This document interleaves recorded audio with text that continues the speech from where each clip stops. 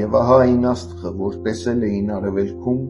առաջնորդեց նրանց, մինչև որ եկավ և կանգնեց այն տեղի վրա, որտեղ երեխան էր։ Երբ այն աստղը տեսան, շատ ուրախացան։ Երբ տուն մտան, տեսան երեխային իր մոր Մարիամի հետ և գետնին ընկնելով երկրպագեցին նրան։ Եվ բացեցին իրենց գանձերը, նրան ընծաներ մատուցեցին, ոսկի, կնդրուկ և զմուրս։ Աստծո փրկությունը երբեք սահմանափակված չէր միայն մեկ ժողովրդի համար։ Երբ մոգերը, արևելքից եկած իմաստունները տեսան աստղը և հասան Բեթլեհեմ, դա նաև ցույց տվեց Աստծո ծրագիրը իր մեծությամբ։ Ազգերը ևս կանչված են երկրպագելու Մեսիային։ Այս մարդիկ ոչ թե հրեաներ էին, այլ օտարներ, բայց աստղը նրանց առաջնորդեց դեպի ճշմարիտ լույսը։ Այն, ինչ տեսանելի էր երկնքում, նրանց բերեց դեպի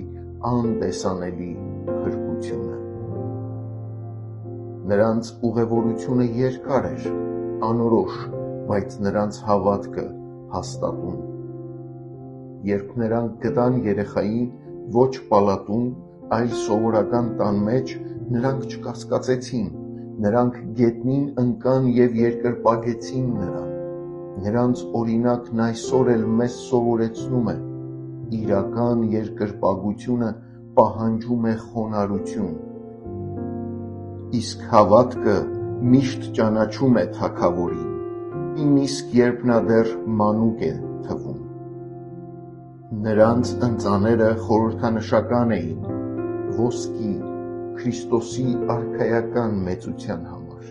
կնդրուկ, նրա աստվածային բնության համար, զմուրս, նրա փրկագործ մահվան խորհրդի համար։ Այս երեք ընծաները միասին խոսում են ավետարանի մասին, թագավորը, ով Աստված է,